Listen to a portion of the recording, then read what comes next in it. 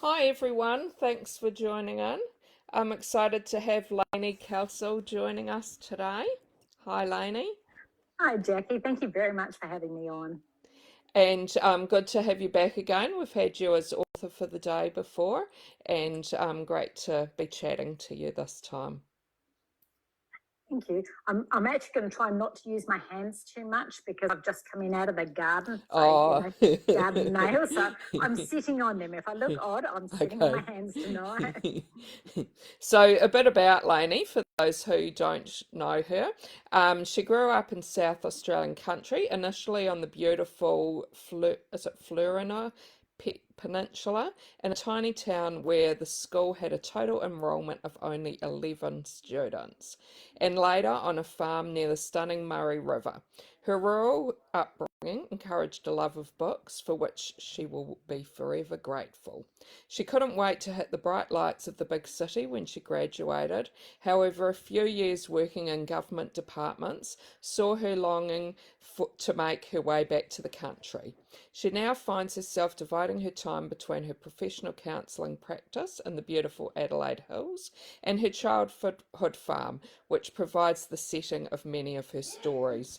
And her latest novel is The Rivergum Cottage, which I can see you've got in the background there, and here's my copy here.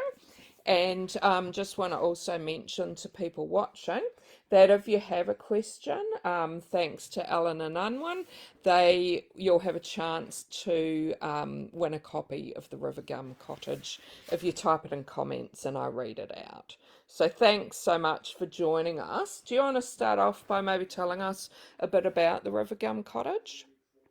Yeah, it's a rural fiction novel, which is what I write for Alan Unwin. And the story is basically about a girl in her mid-20s, Lucy. She grew up on a strawberry farm in the Adelaide Hills, but she's had something of a bust up with her family and she's been forced to move to Melbourne. And she spent some years in Melbourne raising her very young daughter by herself, and she's become estranged from her family. Her father dies, and she's summoned back to the farm to help tie up some loose ends and for the funeral. So Lucy's quite an interesting character in that she's very alternative. She's into crystals and naturopathy. I can never say it, so I regret ever having written it. But she's into all the natural stuff and natural healing and kefir and kombucha, all that kind of thing. But she actually has a qualification in business management. And she's always resented her father because she feels that he forced her to pursue this qualification rather than her passion. So when he dies, she's not spoken to him for quite a few years. And she's dealing with a lot of guilt and grief when she returns to South Australia. And she's also struggling with the fear that she's going to lose custody of her daughter to the daughter's father. So that's one of the main characters. The other main character is Jack Shencher. Now, Jack is running a small holding on the banks of the River Murray, and he is also very much into organics, and he's running this holding on a nose to tail eating kind of principle where you use the whole animal. He's very much into the organics. He, uses the animals to fertilize the ground to get the crops. So it's, a beautiful cycle. So there's a bit of synergy between those two characters. But his business partner has died, and Jack risks losing this property because he can't afford to buy it out by himself. And he's also very busy running his grandparents who've raised him, their sheep and wheat farm. So he's really short of time, really short of money, and it looks like he could lose everything. And these two characters come together and discover that they've got a lot in common, but there are also some very hidden secrets that can quite easily tear them apart or make it impossible for them to pursue a relationship. And there's quite a few twists and turns in your book, I'd say. Yes, yeah, Yeah. there are. And so far, all the readers have reported that they did not pick them No. coming. So I'm Yeah. happy about that. Yeah. No, I I love it when really they sort enjoyed of, reading it and didn't pick the twists that come. yeah, I love it when people get to the twist and then say, I had to go back to see if that actually worked, and it Yeah. did, but I didn't see it coming. It's like Yeah. the best feedback. Yeah. And a bit of a dual timeline as well, isn't there? Yeah, there is. It slips back into what is now called historical. It's, Mm. the 80s, and that terrifies me that that's Mm. historical. But yeah, it goes back into another character, which is a little hard to not give away spoilers here. But Mm. yeah, it's another character's timeline that ties into Jack and Lucy's timeline. Mm. Mm. And we've got quite a few people watching, so just wanted to remind people watching that if you have any questions, please type them in comments and you'll have a chance to win a copy of The Rivergum Cottage, thanks to Alan and Unwin. I've got a question from Kelly. She wonders who your favourite author was that inspired you to be an author. Enid Blyton, without Mm, doubt, yeah. which is kind of hilarious considering what I write, because it's obviously nothing to do with Enid Blyton. But I could read by the time I was about 3, and we Mm, grew up without a TV, or at least we believed that we grew up without a TV. I found out in the last year or two that we actually did have a television, but my parents hid it in the oh. wardrobe and we weren't allowed to watch it unless we were sick with chickenpox or something, which we loved getting because it was like, oh, this TV just appears when you're sick. It's great. So we grew up without a TV. So my family grew up as huge readers. My parents have always had a massive library. They're very eclectic readers themselves. So for Christmas, you were allowed to take your first gift off the top of the stocking before my parents were awake, and it was a book. So you would go to Mm, bed with a book mm, for the morning. Birthdays, always a book. So it was Enid Blyton for mm. years. I read everything of Enid Blyton's and absolutely loved it. And then as I got older, I just went into every genre imaginable. I've had, a little love affair with Mhm, every genre that there's ever been, and got really invested in it. So, mm, my teens, it was Anne McCaffrey, the Dragons of Pern. I was, absolutely loved it. Went through a phase where I was reading Dennis Wheatley, which is really, really dark, satanic stuff. And as soon as I was pregnant with my first child, I had to literally throw those books out. Only yeah. time I've ever thrown books out, because I was like, can't have that in my house. Yeah, there've been all sorts of authors who've inspired, different periods of my writing life. Mm. Yeah, I have to say Enid Blyton was one of my favourites growing up. Did you have a favourite book? It was always the Magic Faraway Tree Yeah, series. I still have the yeah, originals. And I've I'm the also got same. Mr. Tumpy's Caravan, which very few people Mm. have. Have you ever seen that? It's Yeah, actually I have a seen hard, that one. like a Yeah, comic book. yeah. Yeah, that's lovely. Mm, I've got that one as well. They're all in my glass fronted case because, mm. they're as old as I am, so they're fragile. And Sharon wonders how much research you do for your books. Honestly, depends on the story. This one in particular, I had to brush up on the organics, but I Mm, tend to lean that way myself anyway. So I've got all the crystals, but I had to recall what vibe different crystals give off. What their different energies are.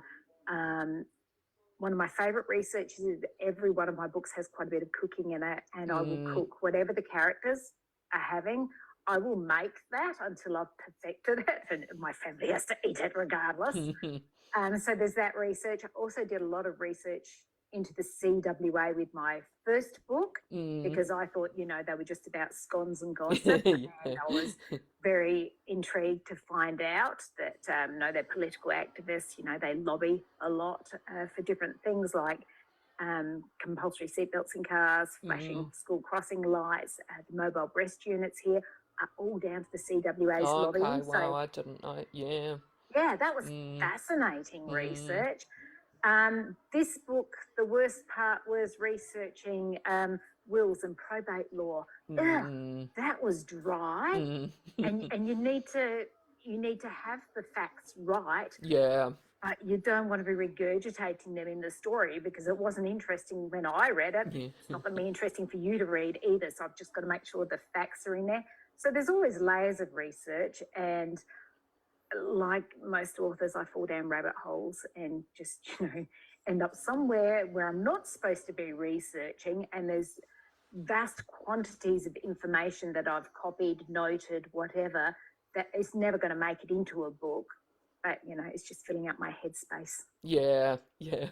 And what was the first idea you had for the Rivergum Cottage? The inspiration behind the book was actually a dung beetle. Oh, really? Um, yeah, I was out walking the dog and I saw a beetle on its back, and I stopped to tip it over so it could, go off into the grass. And I thought, oh, that'd actually make a nice meet cute for a book. Somebody stops to become a dung beetle, somebody else wants to know what you're doing. So yeah, that was where the inspiration for this book came from. All of my books have very different inspirations, and even I'll admit that one is quite bizarre, but yeah, that's where it Yeah. came from. Yeah, no, that's funny. Yeah. And the cover, like I keep looking at the girl on there and she reminds me so much of Katie Holmes. Yeah, Have you I guess she have you actually had does that? look Katie Holmes. Yeah. I've not heard that, because the funny thing is, everybody else, every single library appearance I've done where the banner goes up, somebody looks at it and looks at my youngest daughter, who's my PA and Oh, comes with okay. me, and And says, she's "Oh, you're on the banner," and I can't see it. I Oh, really? cannot see the similarity, but that always gets picked up. But Yeah. yeah, she does look like Katie Holmes as well. Yeah. Have you had other people say she looks like Katie Holmes? Haven't heard that one before. I No. bet I'll hear it a lot now.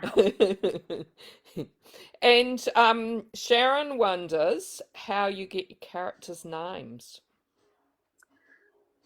Yeah, character names are quite funny because I can't write the book until I've got the name. Mm.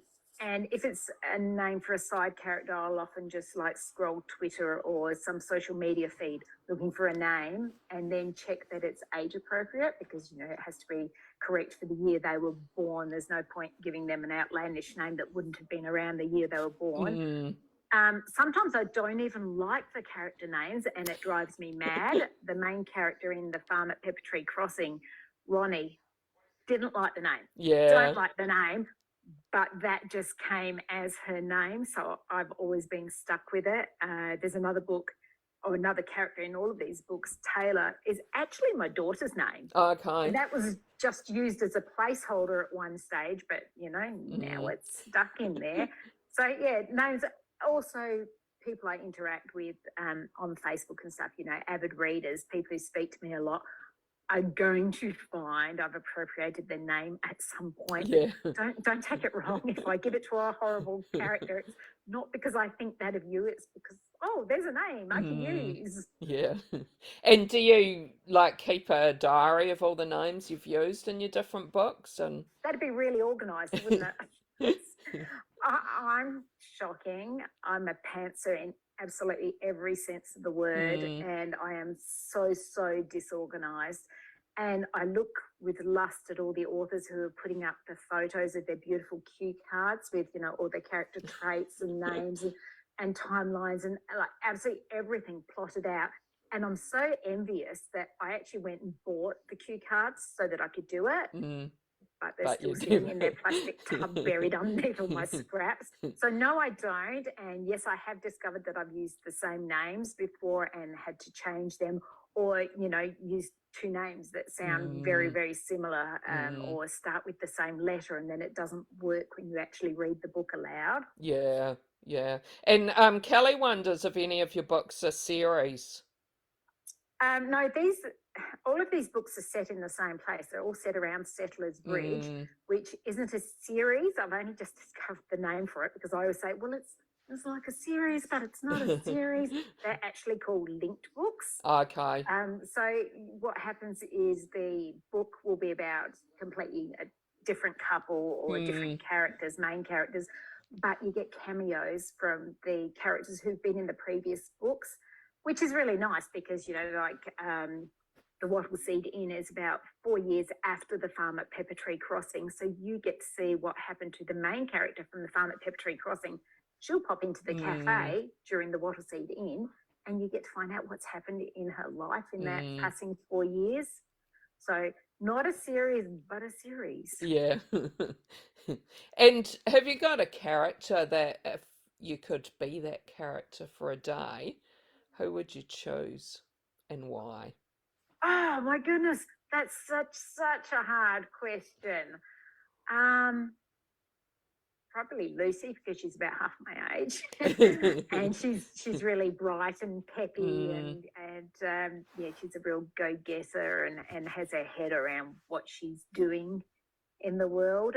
But then also Ronnie in Pepper Tree Crossing gets to have a farm and have all these animals. She ends up rescuing animals and mm. having an animal refuge on there, which if you could see behind me, you'd see there's a lamb, a dog, 4 cats, and that side there's several ducks. So, I've got the mini animal refuge happening. They're Yeah. all rescues. And Anne wonders how many books you write a year. I know these aren't the only books you write either, are they? No, they're not, except they are at the moment. Mm, It depends whether I'm writing under my pen name or this name. I have one book a year with Alan and Unwin under the rural fiction. I would love to push that and get, more than one, because I've certainly got more than that in my head. mm. In fact, I've got the next 3 years books Oh, already really? at the publishers. They're already at the Oh, publishers really? because Well, I'm done and I want yeah. something else to do.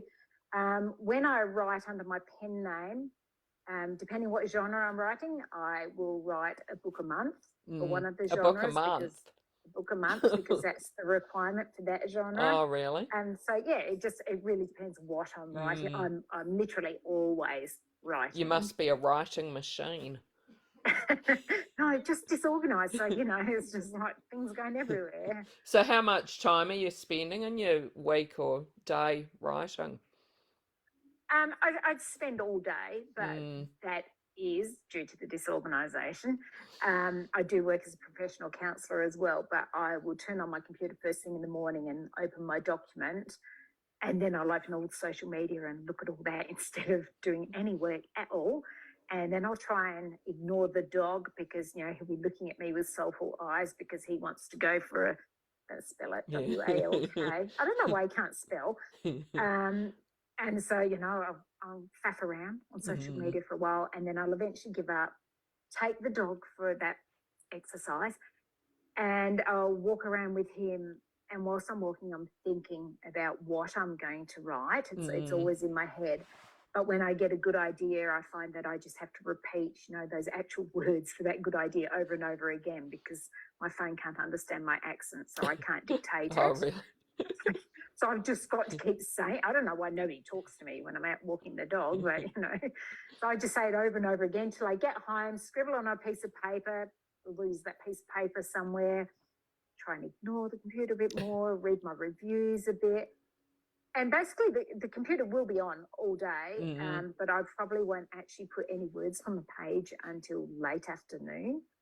And then I'll write a little bit. Some days I might write a paragraph, mm. and some days I might, knock out a chapter or 2 chapters. It just, depends. Because I am ahead on my contracts, I can take my Yeah. time. I Mm, actually work more efficiently when I have a timeline and mm. deadline to work to, but that's not happening. And is that normal for you to be so far ahead? I'm only ahead because it's one book a year with the publisher, and Mm, because I'd got into the habit of producing more books for my pen name. So, it was easy for me to churn them out. And it also depends what I'm writing. Some books write themselves. I had a couple of YAs that I wrote inside a month each because they were just, there and my fingers mm, couldn't move fast enough. Whereas other mm, books, you sit chewing a pen and mm, staring at the screen and baking something and, procrastinating. mm. So, yeah, it just depends. I certainly can write very quickly when I Yeah. need No, to. it certainly sounds like that. Mm.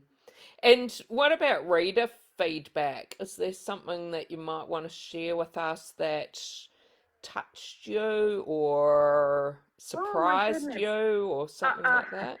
I, that question was out of the blue. You could have warned me. I had one reader who, from Mount Gambier, Sarah, who wrote the longest review about how much she loved the book, and it blew me away how much work she had Mm, put into that review. And I just love that.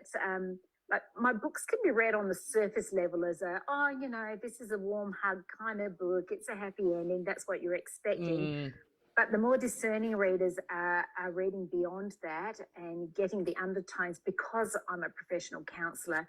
I like to have my characters really, really rounded. And Mm, there's all of my books, I've realised, all of them have an undertone of guilt and grief, mm, and how important it is to acknowledge your guilt and move on, but embrace your grief, because that's where the memories lie. So you kind mm, of have to cling to that. And I just love it when a more discerning reader will say, "Oh, I loved the bit about," or I understood where Monica came from and why she was so nasty mm. throughout. And yeah, I just love it when you see that light bulb go off and a reader touches base to let you know that Yeah. that happened for them. Mm, mm. And what about reading yourself? What do you like reading, and is there something you might have read lately that you want to recommend to us? What I'm reading changes hugely. I actually read a lot more unpublished stuff or pre-published stuff than Okay. published. Mm, Yeah, basically because I mentor other writers mm, in the US and stuff, so I have a lot of manuscripts that come through that are just, astounding, um, and saddening, because it's such a hard business to get yeah. into, and Mm, there are so many brilliant writers out there that are just never going to get their turn, and they so deserve it. mm, So I read a lot of that. I have been slamming some Fleur McDonald's okay, yeah. the last couple of Mm, weeks, because I'm interviewing her when she does her tour of South Australia. I'm interviewing her a few times, so I thought better brush mm, up on that, which is interesting because it's not a genre I've ever read in, and I'd never read this genre of rural romance either until I discovered I was writing it. I was writing it, so I caught up on a few of those. My parents, as I said, they're very eclectic readers. They have this terrible habit of just constantly giving me books. oh, I see them 3 times a week, and every oh, time I really? get an update That's of not a what they're bad thing, reading, though. and then yeah, it's hand over the book. So yeah, Dad's given me a Bryce Courtney to read, Mm, and then he's got a Wilbur Smith waiting after that. I love Wilbur Smith. Mum gave me the Agatha Christie affair to read. oh, I've got all yes, these books yeah. just piled up. Mm, I've also got this, which it's an arc, which okay. I'm I haven't very heard of. much wanting to dip Yeah. into. That's actually sitting here because I've just sent in final edits for next year's book to my publisher, plus the next 2 years first drafts. So I'm promising myself there's going to be some reading time. So I think this is going in next. And what about? Sorry, I just lost my train of thought for a minute. Um, where do you have a favourite place to write? And like when you're writing, do you have any favourite things to eat or drink or anything? I don't really have a favourite place because I will write literally Mm, anywhere. I love sitting out on the farm. Like I lived half my time in the Adelaide Hills where my counselling practice is, and the other half on the family farm.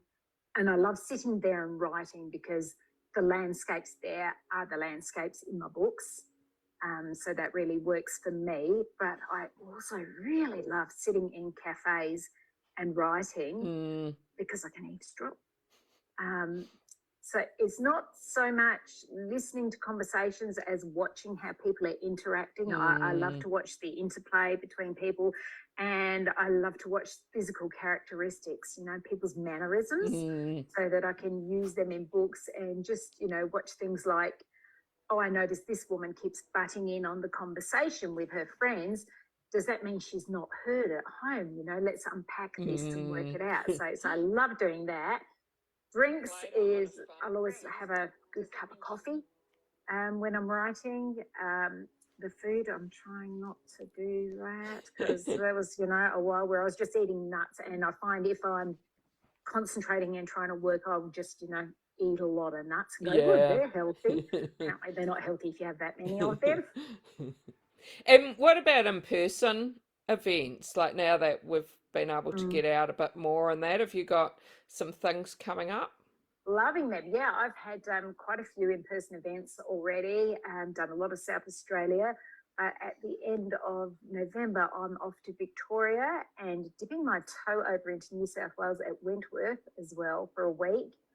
And I'm going back to Victoria again in early February to do some towns that we couldn't fit in on this tour. So yeah, I've Okay. got And are loads they coming up. more like libraries and bookstores and Libraries and bookshops. Yep. yeah, Yeah, yeah. all live appearances. So it's a road trip. Hmm. Blasting ABBA very loud. Yeah. That sounds exciting. Well, thanks so much for chatting with me. It's been great talking to you. Just want to thank the people who joined in and asked some questions. We had some good questions. Thanks. Thanks, Jackie. Thanks all. And good to see you again. Bye, everyone. You too. Bye.